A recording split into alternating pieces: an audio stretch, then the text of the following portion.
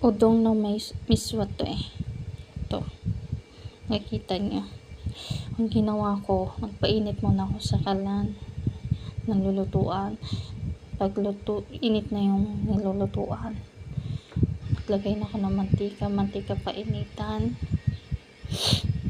Tapos ilagpag yung sibuyas, bawang, natural hiwa na yon. Tapos nilapag ko yung 2 sardinas na hindi maanghang.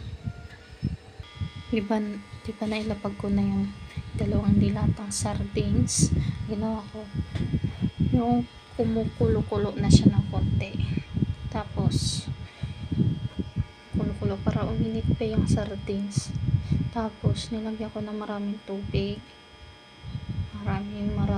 Tapos nilagyan ko ng miswa, udong, kalamansi, natural hiniwa ko yung piniga ko, kalamansi, sinama ko na yung puto niya. Ayan, pa may protina naman eh itong ulam. Tapos naglagay ako ng paminta, yung sakto lang. Tapos dry pepper kung wala, yung yung fresh bell pepper hiwain. Kung gusto niyo na maanghang, huwag niyo natanggalin sili.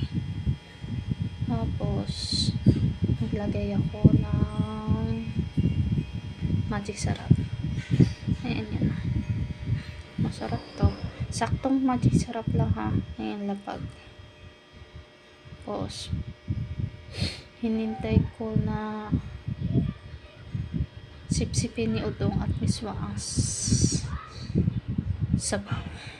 Tapos yung saktong sabaw lang, pinatay ko na. Pinakulo ko siya ng sobra ito. Pag magsasabaw na, konti lang sabaw, sakto lang ha. Pwede nyo higupi, pwede nyo lapag sa kanin. Lapag ko na sa kanin. Masarap siya to, masarap to. Ay mag-alala. Pa pwede na, yung masarap na lutuin ko kasi ako rin nakakain. Yun lang. Bye bye.